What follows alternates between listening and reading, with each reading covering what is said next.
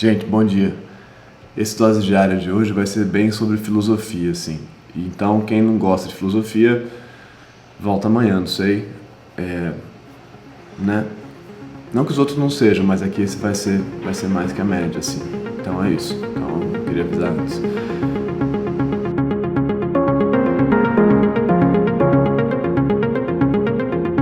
Tá. Bom, eu fiz um vídeo algum dia, agora já estou um pouco confuso, mas vou botar ele aqui, sobre alguma coisa, e no final do vídeo eu falava que, aliás, esse eu acho que é o dose diária número 50, não sei mais bem, não sei bem mais. Eu falava sobre uma ideia de que o futuro não existe, a gente parar de pensar no futuro porque o futuro não existe. Então, alguém me pediu para falar sobre isso. E a gente tem na filosofia essa ideia, na filosofia se pensa muito sobre o tempo, não só na filosofia, na poesia também, enfim, mas tem na filosofia essa ideia de que o futuro nunca chega, quando ele chega ele já é presente. E o presente nunca está, quando ele está ele já passou, e o passado nunca é, porque ele já foi e nunca mais será. Então, tem essa noção de que o tempo não existe, nesse sentido como coisa, porque ele é um fluxo de sequências que você não consegue identificar em nenhum lugar, realmente. Então, o tempo em si não existe. Eu fiz alguns vídeos também sobre o tempo, acho que eu vou botar um aqui, que eu acho que é um que eu falo sobre Bachelard e a intuição do instante, que eu gosto muito. Vou tentar achar ele aqui. Bom, mas então, essa ideia de que não adianta você ficar concentrado na sua imagem de futuro, do que você quer ser, onde você quer chegar, ou quem você quer ser quando você chegar lá, com a sua melhor versão de você mesmo, essa é uma das fixações do nosso mundo, do nosso tempo contemporâneo, né? Eu quero me tornar a melhor versão de mim mesmo. Não estou falando com ironia, eu também passo por isso o tempo inteiro. Desculpa se soou irônico.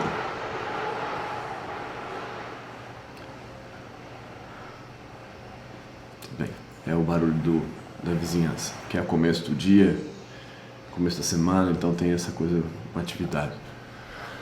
Desculpa. Mas bom, então, essa ideia do tempo me fez... Eu falei, como é que eu vou explicar? Já expliquei, mas como é que eu vou explicar melhor essa ideia do futuro e como eu talvez consiga explicar para as pessoas por que eu acho que não vale se concentrar nisso. E eu lembrei do Hamlet, a peça do Shakespeare, que uma peça, eu não conheço o Shakespeare inteiro tão bem, mas o Hamlet eu conheço bem porque eu fiz muito tempo essa peça.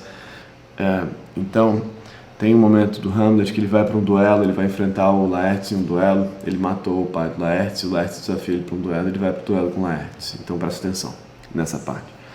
O Laertes desafiou ele para o duelo, ele aceitou, e ele está prestes a descer para o duelo, ele está com o Horácio, que é o melhor amigo dele, e ele fala para o Horácio, eu estou com um pressentimento muito ruim em relação a esse duelo.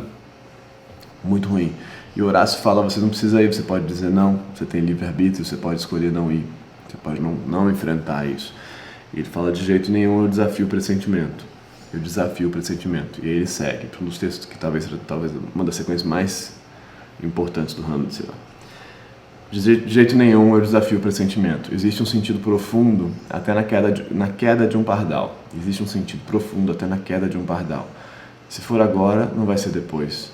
Se for depois, não vai ser agora. E se não for agora, em algum momento vai ser. Estar preparado é tudo. Se ninguém entende o sentido disso aqui que está deixando para trás, o que importa é deixar um pouco antes. Seja o que for. E ele vai para o duelo.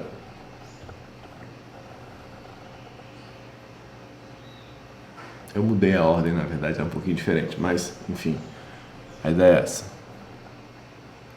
Ele vai para o duelo. Estar preparado é tudo. Se ninguém entende o sentido de nada disso aqui que está deixando para trás, o que importa é deixar um pouco antes. A tradução que a gente fez, que eu fiz, foi essa. Se você pegar as traduções que estão publicadas, é um pouquinho diferente. Mas o final é seja o que for, que em inglês é let be, que é deixa ser. Eu acho melhor ainda, let be, deixa ser. E ele vai para o duelo, e nesse duelo ele morre. Mas o que ele está dizendo da preparação, de estar preparado, é estar preparado para não saber se vai ser agora, se vai ser depois, em que momento vai ser. A preparação do Hamlet é para não ter controle do que vai se dar. Então, essa nossa fixação, isso eu acho muito bonito, assim, essa ideia de que você Você está preparado para não ter controle de quando vai ser a morte, do que vai se dar, do que é o futuro, do que são os acontecimentos. Você não tem domínio disso. Eu não imaginava que eu ia trocar a ordem das frases aqui nesse vídeo, depois de ter falado isso 500 vezes. Você não tem domínio disso. E a beleza da vida é exatamente essa, não ter domínio disso. Então você tem que estar preparado para não ter domínio. Então não adianta, de fato, a gente se preparar para o futuro. Então, na minha opinião, o que a gente pode fazer para tentar ter um futuro melhor, mais razoável, mais amoroso, mais interessante, mais rico, é se concentrar no que a gente está vivendo. Se a gente se concentrar no presente que teoricamente existe, que é onde estamos agora, se a gente se concentrar nele e apreender esse presente da melhor maneira possível, esse presente que instantaneamente virou passado, vira uma experiência para a gente. E talvez torne o nosso futuro mais razoável. Mas não porque, como eu aprendi com as minhas experiências, eu vou conseguir fazer um futuro. Não. Você não tem domínio disso porque o futuro já vai ser outra coisa. E a ideia de aprendizado é uma ilusão também nesse sentido. Porque a gente não... eu fiz um erro, então aprendi com ele, não faço mais. Não é assim. A gente tem realmente que conseguir se concentrar. Depois de 400, 500, 1000 vezes, talvez a gente aprenda. Mas o aprendizado não é dominado assim por nós. Percebe?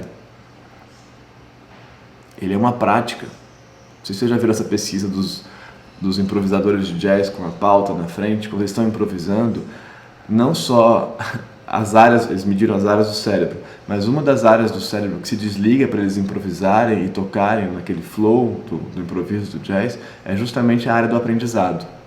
A área que se ilumina no mapeamento cerebral é a da percepção da luz, da cor, das texturas, uma área mais simples nesse sentido. Não é o aprendizado que faz ele conseguir tocar. Não é um aprendizado nesse sentido, se eu tocar essa tecla vai gerar aquela harmonia com essa... Não é isso, é a prática, né? Então, se a gente se concentrar no nosso presente, no sentido de que ele vire uma prática cada vez melhor. E aí isso pode ser com meditação, com psicanálise, com filosofia, com maratona, com nada, com café, com olhar as coisas simplesmente, mas se concentrar em onde a gente está, porque aos poucos isso vai virando uma lembrança muito espessa e razoável e rica, que viabiliza um presente de mais prazer, talvez, e maior experiência, como o flow do jazz, do improviso. Acho que fez sentido. Bom dia para vocês.